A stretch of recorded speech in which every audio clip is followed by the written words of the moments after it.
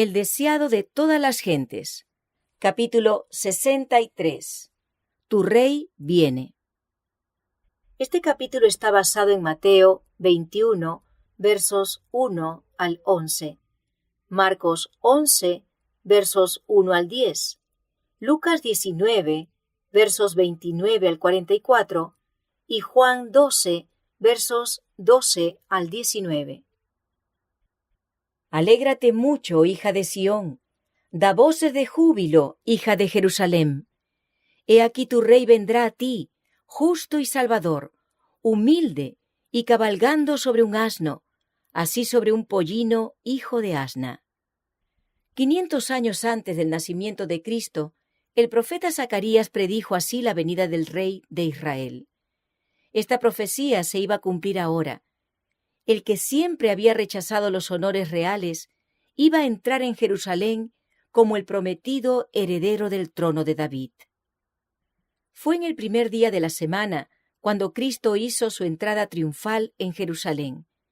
Las multitudes que se habían congregado para verle en Betania le acompañaban ansiosas de presenciar su recepción. Mucha gente que iba en camino a la ciudad para observar la Pascua se unió a la multitud que acompañaba a Jesús. Toda la naturaleza parecía regocijarse. Los árboles estaban vestidos de verdor y sus flores comunicaban delicada fragancia al aire. Nueva vida y gozo animaban al pueblo. La esperanza del nuevo reino estaba resurgiendo. Como quería entrar cabalgando en Jerusalén, Jesús había enviado a 2 de sus discípulos para que le trajesen una asna y su pollino. Al tiempo de su nacimiento, el Salvador dependió de la hospitalidad de los extraños. El pesebre en el cual yaciera era un lugar de descanso prestado, y ahora, aunque le pertenecían los millares de animales en los collados, dependía de la bondad de un extraño para conseguir un animal en el cual entrar en Jerusalén como su rey. Pero de nuevo su divinidad se reveló, aún en las detalladas indicaciones dadas a sus discípulos respecto a su diligencia. Según lo predijo, la súplica «El Señor los ha menester» fue atendida de buena gana. Jesús escogió para su uso un pollino sobre el cual nunca se había sentado nadie. Con alegre entusiasmo, los discípulos extendieron sus vestidos sobre la bestia y sentaron encima a su maestro. En ocasiones anteriores, Jesús había viajado siempre a pie, y los discípulos se extrañaban al principio de que decidiese ahora ir cabalgando. Pero la esperanza nació en sus corazones, al pensar gozosos que estaba por entrar en la capital para proclamarse rey y hacer valer su autoridad real. Mientras cumplían su diligencia, comunicaron sus brillantes esperanzas a los amigos de Jesús, y despertando hasta lo sumo la expectativa del pueblo, la excitación se extendió lejos y cerca. Cristo seguía la costumbre de los judíos en cuanto a una entrada real. El animal en el cual cabalgaba era el que montaban los reyes de Israel, y la profecía había predicho que así vendría el Mesías a su reino. No bien se hubo sentado sobre el pollino, cuando una algazara de triunfo hendió el aire. La multitud le aclamó como Mesías, como su rey. Jesús aceptaba ahora el homenaje que nunca antes había permitido que se le rindiera, y los discípulos recibieron esto como una prueba de que se realizarían sus gozosas esperanzas y le verían establecerse en el trono. La multitud estaba convencida de que la hora de su emancipación estaba cerca. En su imaginación veía los ejércitos romanos expulsados de Jerusalén y a Israel convertido, una vez más, en nación independiente. Todos estaban felices y alborozados. Competían unos con otros por rendirle homenaje. No podían exhibir pompa y esplendor exteriores, pero le tributaban la adoración de corazones felices. Eran incapaces de presentarle dones costosos, pero extendían sus mantos como alfombra en su camino y esparcían también en él ramas de oliva y palmas. No podían encabezar la procesión triunfal con estandartes reales, pero esparcían palmas, emblema natural de victoria, y las agitaban en alto con sonoras aclamaciones y hosanas. A medida que avanzaba, la multitud aumentaba continuamente con aquellos que habían oído de la venida de Jesús y se apresuraban a unirse a la procesión. Los espectadores se mezclaban continuamente con la muchedumbre y preguntaban: ¿quién es este? ¿Qué significa toda esta conmoción? Todos habían oído hablar de Jesús y esperaban que fuese a Jerusalén, pero sabían que había desalentado hasta entonces todo esfuerzo que se hiciera para colocarle en el trono, y se asombraban grandemente al saber que realmente era él. Se maravillaban de que se hubiese producido este cambio en aquel que había declarado que su reino no era de este mundo. Esas voces son acalladas por un clamor de triunfo. Es muchas veces repetido por la ansiosa muchedumbre, es recogido por el pueblo a gran distancia y repercute en las colinas y los valles circunvecinos. Y ahora la procesión es engrosada por las muchedumbres de Jerusalén. De las multitudes reunidas para asistir a la Pascua, miles salen para dar la bienvenida a Jesús. Le saludan agitando palmas y prorrumpiendo en cantos sagrados. Los sacerdotes hacen sonar en el templo la trompeta para el servicio de la tarde, pero pocos responden, y los gobernantes se dicen el uno al otro con alarma: «He aquí el mundo se va tras de él». Nunca antes en su vida terrenal había permitido Jesús una demostración semejante. Previó claramente el resultado: le llevaría a la cruz. Pero era su propósito presentarse públicamente de esta manera como el Redentor. Deseaba llamar la atención al sacrificio que había de coronar su misión en favor de un mundo caído. Mientras el pueblo estaba reunido en Jerusalén para celebrar la Pascua, él, el verdadero Cordero de Dios, representado por los sacrificios simbólicos, se puso aparte como una oblación. Iba a ser necesario que su Iglesia, en todos los siglos subsiguientes, hiciese de su muerte por los pecados del mundo un asunto de profunda meditación y estudio. Cada hecho relacionado con ella debía comprobarse fuera de toda duda. Era necesario entonces que los ojos de todo el pueblo se dirigieran ahora a él. Los sucesos precedentes a su gran sacrificio debían ser tales que llamasen la atención al sacrificio mismo. Después de una demostración como la que acompañó a su entrada triunfal en Jerusalén, todos los ojos seguirían su rápido avance hacia la escena final. Los sucesos relacionados con la cabalgata triunfal iban a ser el tema de cada lengua y pondrían a Jesús en todo pensamiento. Después de su crucifixión, muchos recordarían estos sucesos en relación con su proceso y muerte. Serían inducidos a escudriñar las profecías y se convencerían de que Jesús era el Mesías. Y en todos los países los conversos a la fe se multiplicarían. En esta escena de triunfo de su vida terrenal, el Salvador pudiera haber aparecido escoltado por ángeles celestiales y anunciado por la trompeta de Dios. Pero una demostración tal hubiera sido contraria al propósito de su misión, contraria a la ley que había gobernado su vida. Él permaneció fiel a la humilde suerte que había aceptado. Debía llevar la carga de la humanidad hasta el momento de dar su vida por la del mundo. Este día, que parecía a los discípulos el día culminante de su propia existencia, habría sido oscurecido con nubes muy tenebrosas si ellos hubiesen sabido que esta escena de regocijo no era sino un preludio de los sufrimientos y la muerte de su Señor. Aunque repetidas veces les había hablado de su seguro sacrificio, sin embargo, en el alegre triunfo presente, olvidaron sus tristes palabras y miraron adelante a su próspero reinado sobre el trono de David. Continuamente se unía más gente a la procesión, y con pocas excepciones, todos se contagiaban del entusiasmo de la hora para acrecentar los hosanas que repercutían de colina en colina y de valle en valle. El clamor subía continuamente: «Hosana al Hijo de David! Bendito el que viene en el nombre del Señor! ¡Hosana en las alturas!». Nunca antes había visto el mundo tal escena de triunfo. No se parecía en nada a la de los famosos conquistadores de la tierra. Ningún séquito de afligidos cautivos la caracterizaba como trofeo del valor real. Pero alrededor del Salvador estaban los gloriosos trofeos de sus obras de amor por los pecadores. Los cautivos que él había rescatado del poder de Satanás alababan a Dios por su liberación. Los ciegos, a quienes había restaurado la vista, abrían la marcha. Los mudos cuya lengua él había desatado, voceaban las más sonoras alabanzas. Los cojos, a quienes había sanado, saltaban de gozo y eran los más activos en arrancar palmas para hacerlas ondear delante del Salvador. Las viudas y los huérfanos ensalzaban el nombre de Jesús por sus misericordiosas obras para con ellos.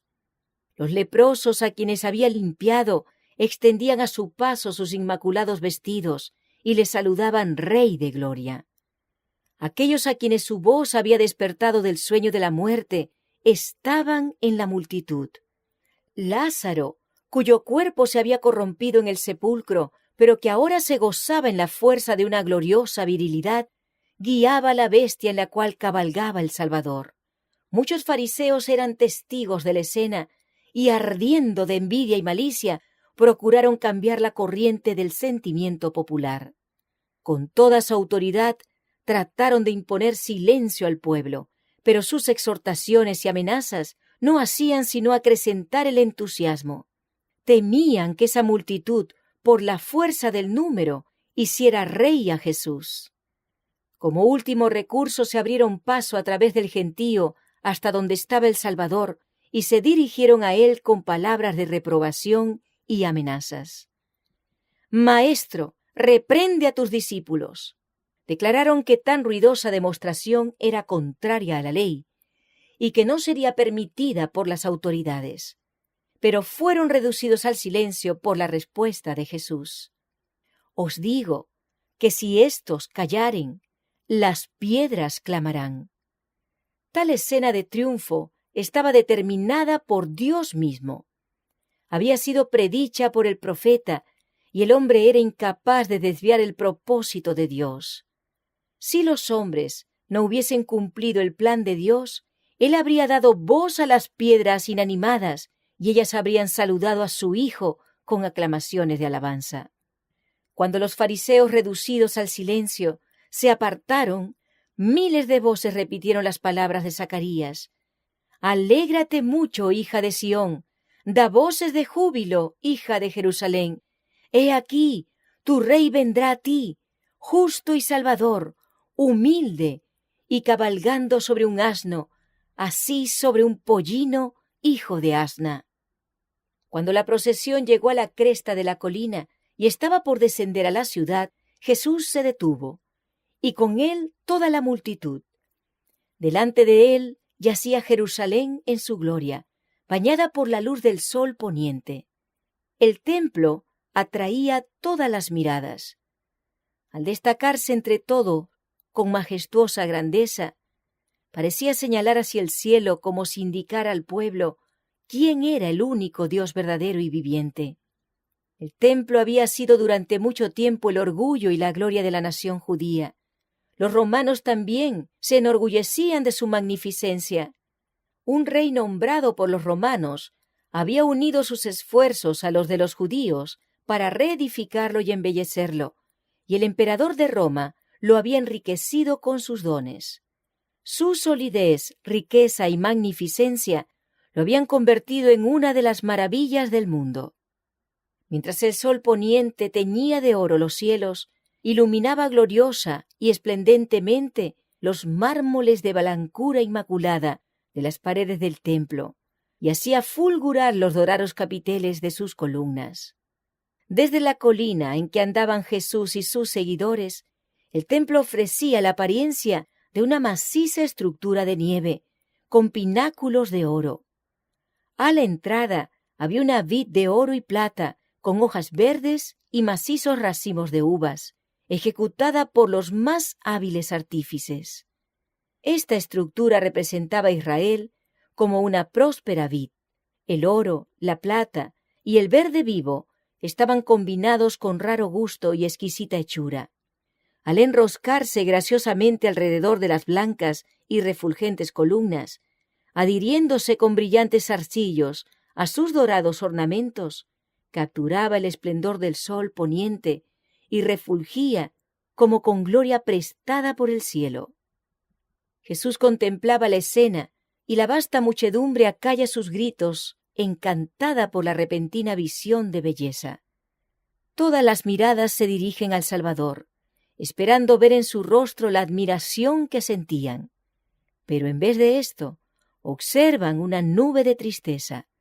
Se sorprenden y chasquean al ver sus ojos llenos de lágrimas y su cuerpo estremeciéndose de la cabeza a los pies como un árbol ante la tempestad, mientras sus temblorosos labios prorrumpen en gemidos de angustia, como nacidos de las profundidades de un corazón quebrantado. ¿Qué cuadro ofrecía esto a los ángeles que observaban? Su amado jefe, angustiado hasta las lágrimas. ¿Qué cuadro era para la alegre multitud que con aclamaciones de triunfo y agitando palmas le escoltaba la gloriosa ciudad donde esperaba con anhelo que iba a reinar? Jesús había llorado junto a la tumba de Lázaro, pero era con tristeza divina, por simpatía con el dolor humano. Pero esta súbita tristeza era como una nota de lamentación en un gran coro triunfal. En medio de una escena de regocijo, cuando todos estaban rindiéndole homenaje, el Rey de Israel lloraba. No silenciosas lágrimas de alegría, sino lágrimas acompañadas de gemidos de irreprimible agonía.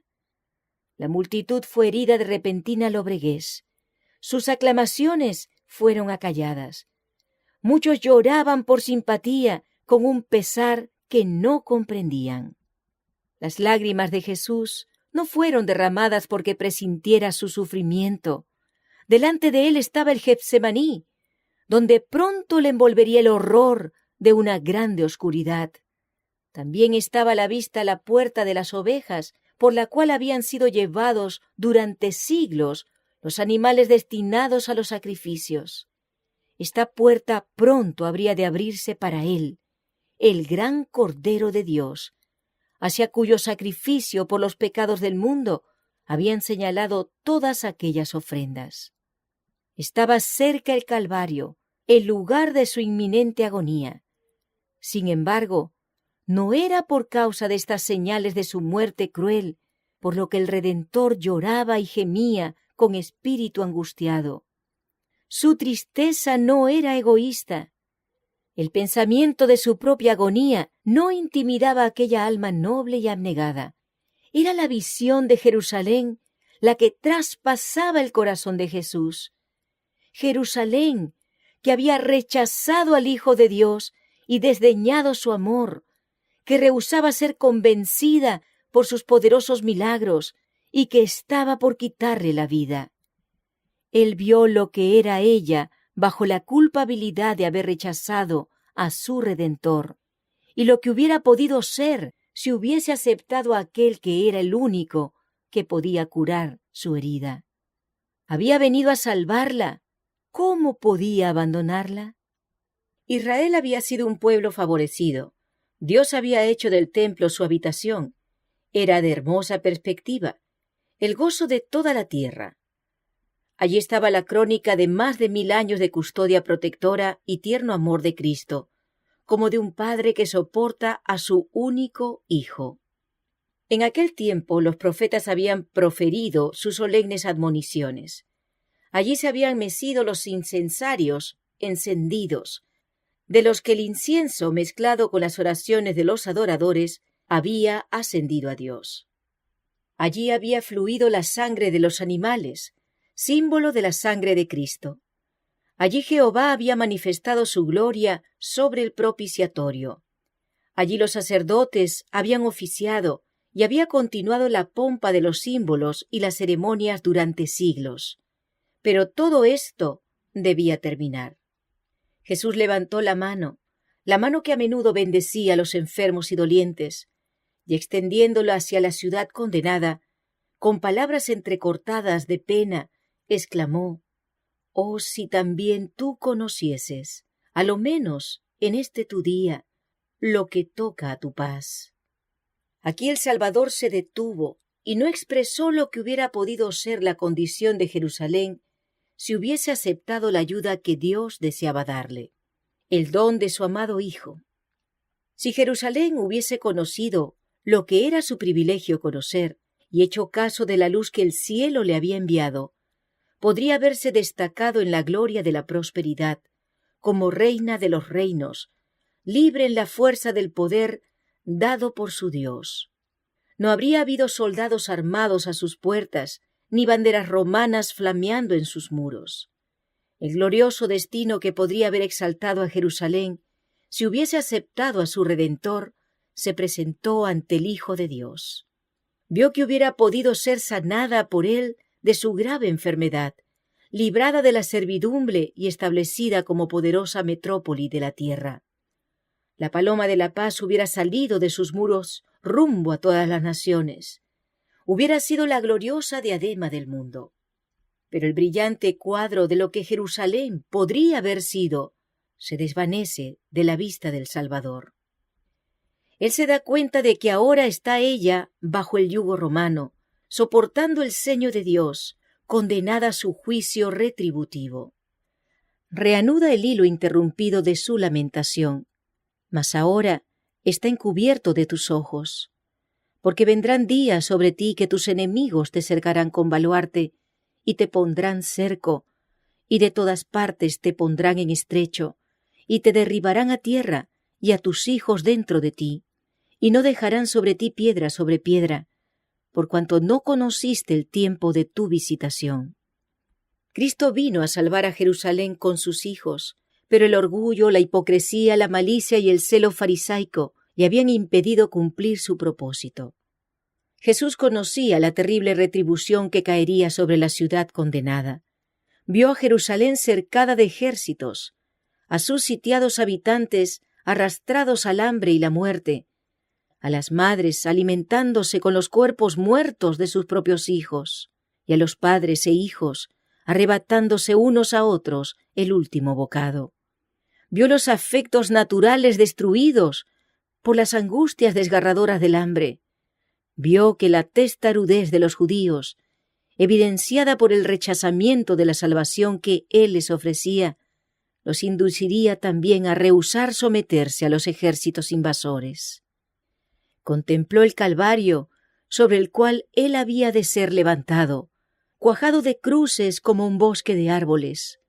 Vio a sus desventurados habitantes sufriendo torturas sobre el potro y crucificados, los hermosos palacios destruidos, el templo en ruinas, y de sus macizas murallas ni una piedra sobre otra, mientras la ciudad era arada como un campo. Bien podía el Salvador llorar de agonía con esa espantosa escena a la vista. Jerusalén había sido la hija de su cuidado, y como un padre tierno se lamenta sobre un hijo descarriado, así Jesús lloró sobre la ciudad amada. ¿Cómo puedo abandonarte? ¿Cómo puedo verte condenada a la destrucción? ¿Puedo permitirte colmar la copa de tu iniquidad? Un alma es de tanto valor que en comparación con ella los mundos se reducen a la insignificancia, pero ahí estaba por perderse una nación entera.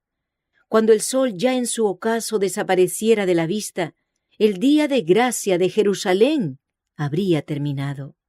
Mientras la procesión estaba detenida sobre la cresta del Monte de las Olivas, no era todavía demasiado tarde para que Jerusalén se arrepintiese.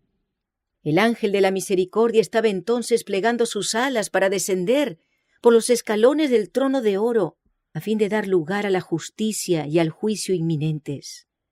Pero el gran corazón de amor de Cristo todavía intercedía por Jerusalén, que había despreciado sus misericordias y amonestaciones, y que estaba por empapar sus manos en su sangre. Si quisiera solamente arrepentirse, no era aún demasiado tarde. Mientras los últimos rayos del sol poniente se demoraban sobre el templo, las torres y cúpulas, ¿no la guiaría algún ángel bueno al amor del Salvador y conjuraría su sentencia?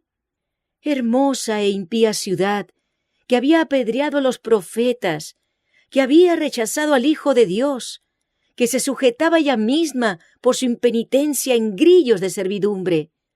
Su día de misericordia casi había pasado. Sin embargo, el Espíritu de Dios habla otra vez a Jerusalén. Antes de pasar el día, recibe Cristo otro testimonio, cuya voz se levanta en respuesta al llamamiento de un pasado profético.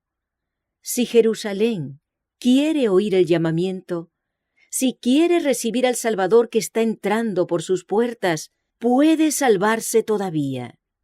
Los gobernantes de Jerusalén han recibido informes de que Jesús se aproxima a la ciudad con un gran concurso de gente. Pero no dan la bienvenida al Hijo de Dios. Salen con temor a su encuentro, esperando dispersar la multitud.